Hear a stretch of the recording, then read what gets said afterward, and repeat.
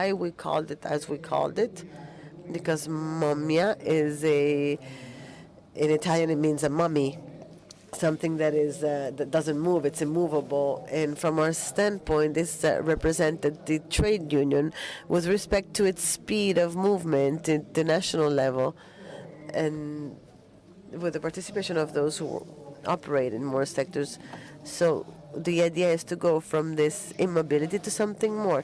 Today, we even show you the logo that we approved in January. So this mummy that was immovable, it has now evolved and it's walking, and we hope for it to have the trade union tools which may permit a better process.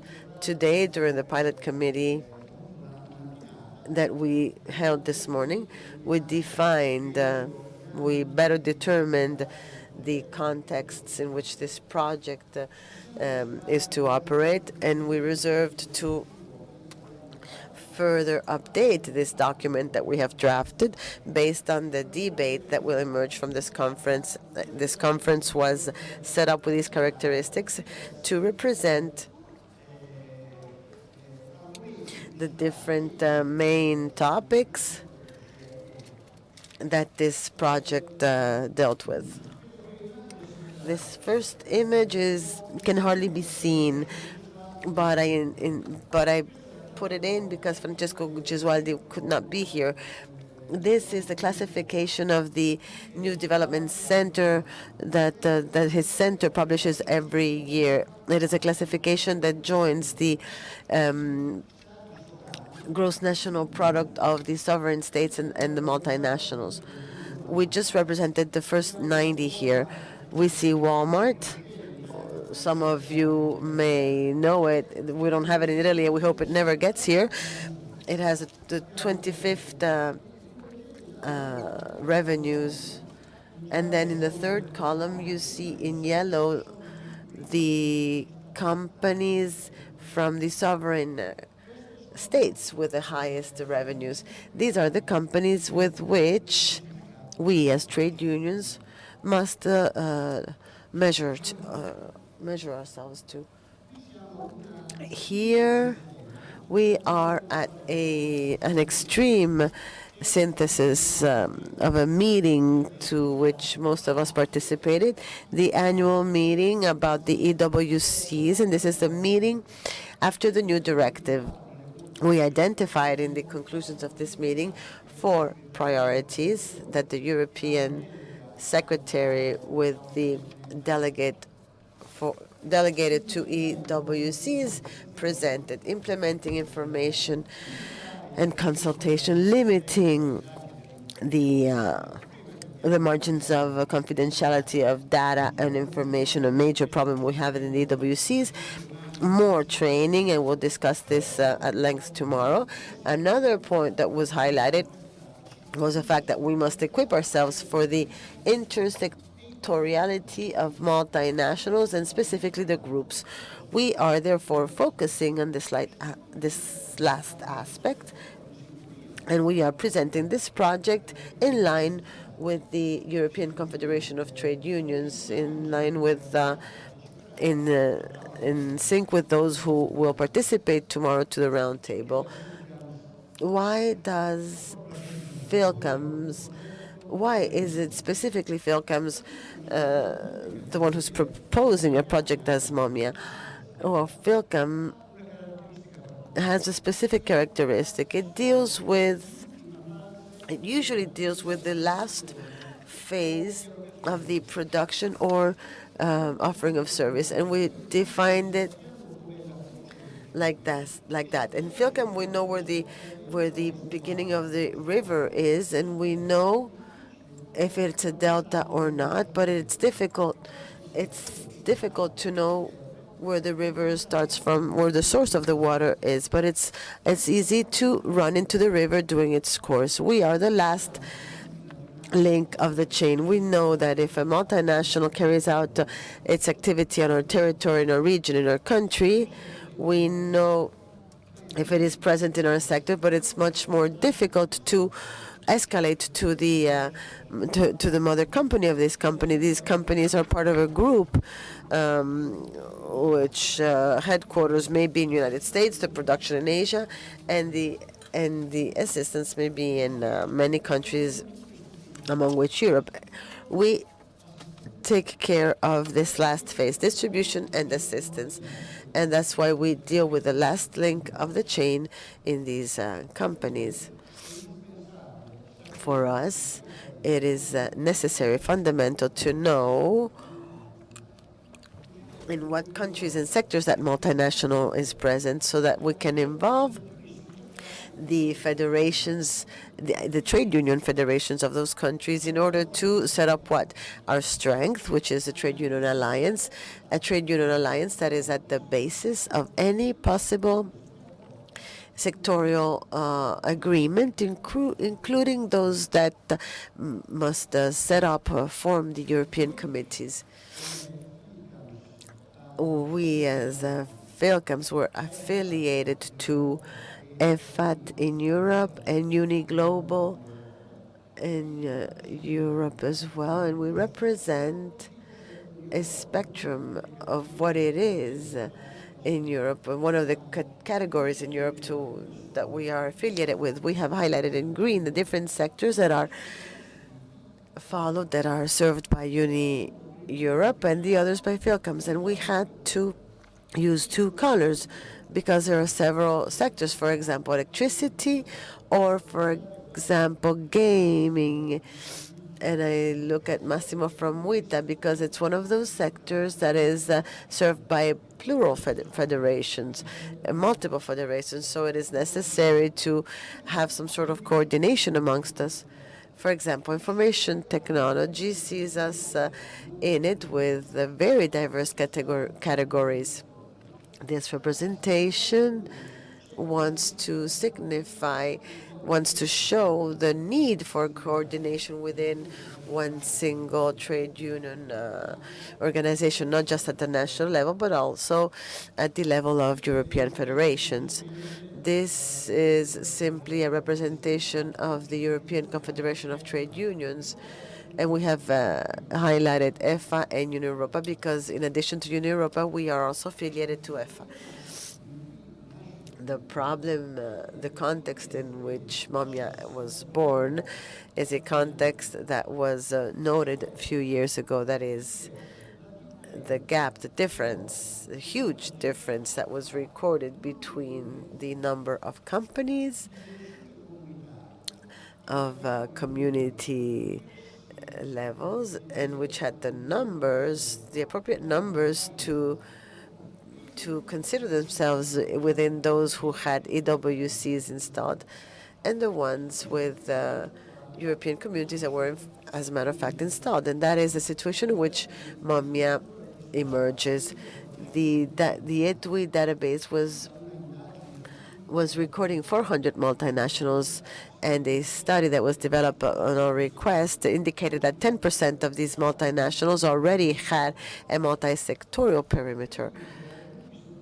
Multisectorial that duplicates and goes up to 20% when we talk about groups of enterprises.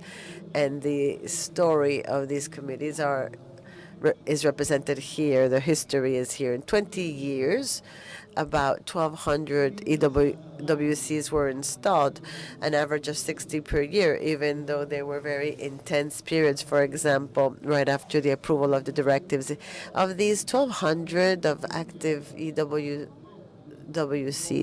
at the time that the project MuMMIA started 2 years ago, there were 900 EWCs that were active, and many of these already had to renegotiate their own agreement after the directive. So out of 900 active EWCs, 2,400 multinationals that could be entitled, there were approximately 1,500 multinationals which, even though they were covered by the directive, did not have an EWC installed. There were about 50 negotiations, ongoing negotiations, and this is the framework in which we we started. So in this context, what we tried to represent was to develop two parallel actions which are not part of one picture. They're part of a movie, a film that continuously changes. So we have two situations. Brings luck. The first one is the one about the existing and installed EWCs. We saw there's about 900. And the second is the situation about the EWCs which have to be installed. With respect to the ones that are installed, one essential element that needs to be assessed is that we have approximately an audience of potential users or components belonging to the EWCs within a production of effective representation in positions, in higher positions, such as, for example, president of secretary. Then if you call a French or a Belgian president, he might get offended. But if you call secretary a Frenchman, he might get offended. Anyhow, we have 20,000 people to turn to.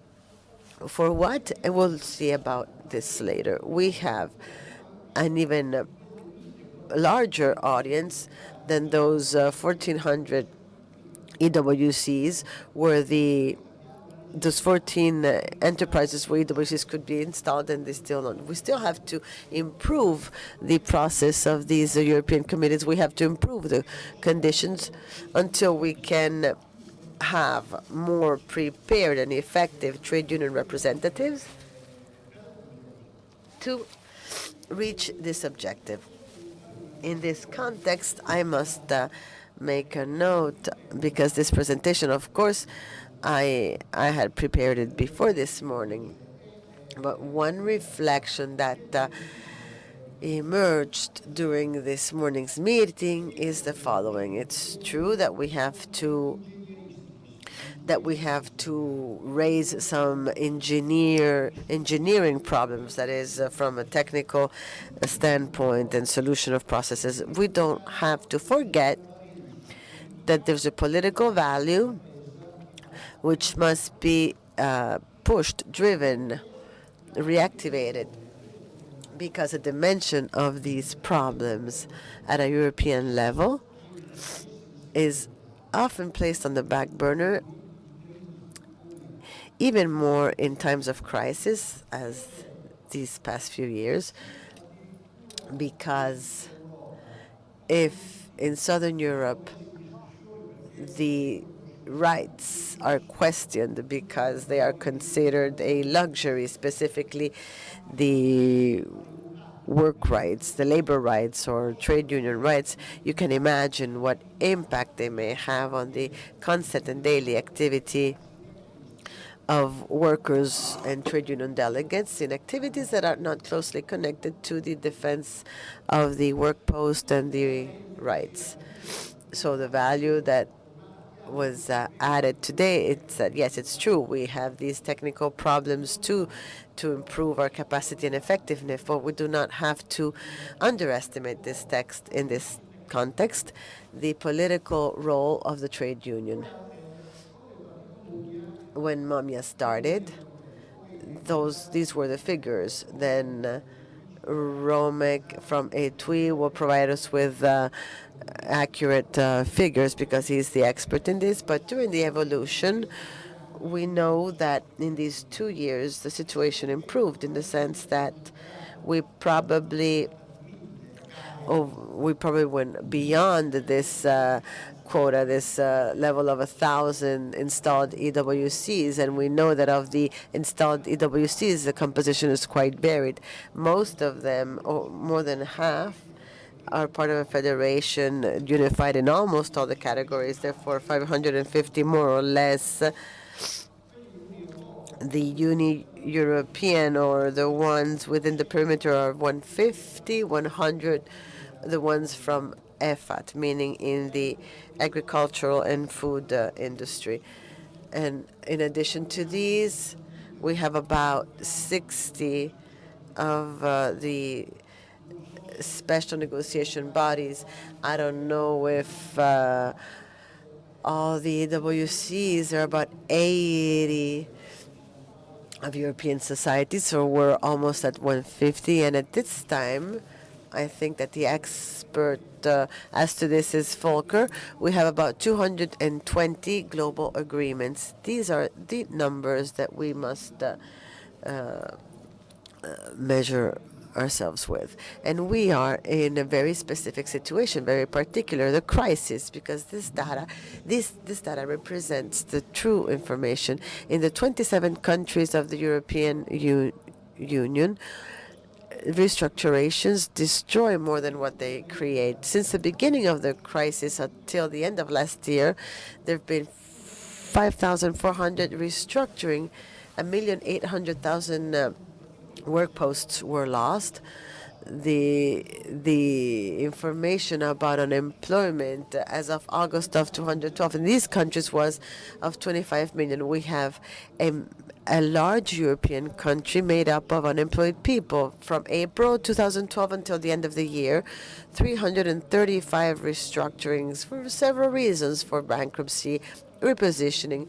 The effect, whether it's a bankruptcy or repositioning, doesn't change, in this meaning that these restructurings that were done in the industry, in transportation, logistics, finance, they have created less than 50,000 work posts, and these restructuring activities have destroyed more than 72,000 jobs. So we have to respond to that appeal that was made this morning that I relaunched. It's true that we have to fight the crisis, but if we fight the crisis by giving up the tools, specifically the EWCs that we have, we'll lose from the beginning. Why? Because the EWCs must give us an additional push to do what? To foresee the changes and be able to anticipate them. We know that things don't happen from one moment to the other. The companies, especially multinationals, have some extremely long decision-making processes. We know these processes, and we have to improve our activity to anticipate those decisions and foresee those decisions and anticipate them. Therefore, rights and information and consultation to foresee and anticipate these changes, but the EWCs want to also set off another initiative. EWCs, even though the process here seems to be reversed, we must reason, we must think about this process. I believe, too, that if we had had some strong European alliances, it would have been easier to build up some collective or sectorial agreements. But this is what we have, and this is what we must deal with. So the EWCs also have a reference point to be able to negotiate global agreements. MuMMIA, over these past few months, in addition to the 5 workshops held in the several countries, the 100 and so participants, specifically EWC delegates, developed some research instruments. We worked specifically on questionnaires. We produced a questionnaire in 4 languages done by CGL. We have filled out and collected 50, and then Volker will show us the results. And we estimated that in a dynamic such as the one of MuMMIA, that is, to verify the difficulties in the construction phase of these processes, it was difficult to obtain responses simply through these questionnaires. Why? Because most of the time, the one who set up this process leading to the EWC is not the present component of EWC, not the one who's presently sitting within the office of the EWC. One tool was to interview the privileged witnesses, so the experts, those who carried out in a company or in a more ample sector and experience of EWCs, and this part was managed by Massimo, and he will illustrate it. And then there are cases of specific companies. We have identified some, and we obtained nine. There's a graphical mistake here, but it's the same. All the companies that we identify involve at least 2 trade union organizations at the European level. Bosch. It's just a graphic interface, and the other ones have transport to Uni, and Uni is always there. If you see it, we focused on Uni, the trade union we are affiliated with. The case studies were taken care by Gianluca Iacoangeli, and then we will talk about them later on. All this material, and I think that during the conference, will be published on the website, available initially in English and in Italian, and it's all going to be available in its languages, but we won't dwell on them right now.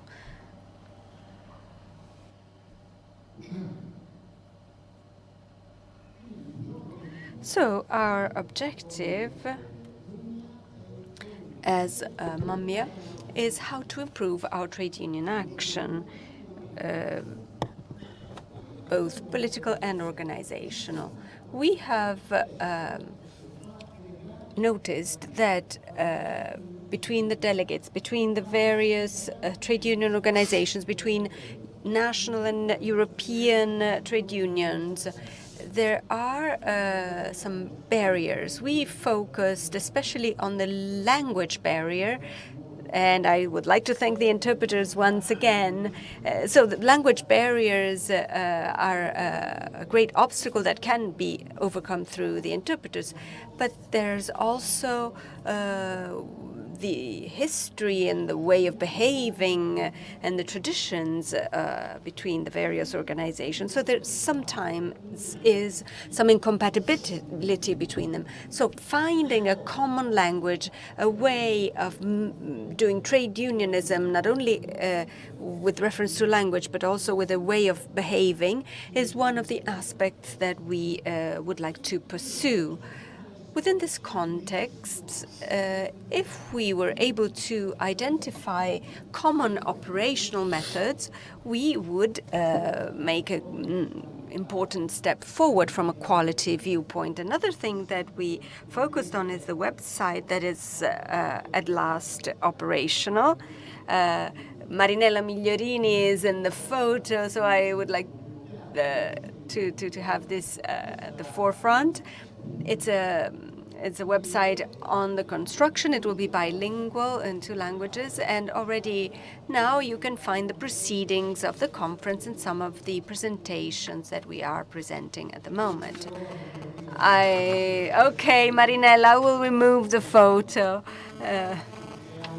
Yes, Isabella is there too. Yes, there's also Isabella. Isabella, Marinella, and then there are some other boys, but we'll not talk about them. So this is going to be the basis on which, from an operational viewpoint, together we will try and manage the information and the experiences that there are on the website.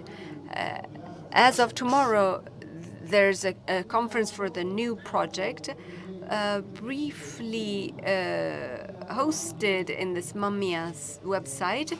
We have the first page, which is blocked, the first page of tomorrow's project Save Host. This is a multimedia tool that enables us to communicate better. Thank you. I'm sorry for speaking so quickly. I apologize to the interpreters. And we move on now. And moving on, if possible, and I hope we manage, I would like to show you another video I am particularly fond of. If I don't put my glasses on, I'll never find the video. Eccolo qua. A proposito di multinazionali. Talking about multinationals, we are faced with a true clash on the transnational corporations and the state. They appear to be interfered with in their political function, in their economic function, in the military function, by global organizations that do not depend on any state, and their responsibilities are not going through any parliament, through any representation institution for the collective interest. In a word, the whole political structure of the world is being crushed. The large transnational corporations attack the interests of developing countries, but their uncontrolled action acts also in industrialized countries where they have their headquarters.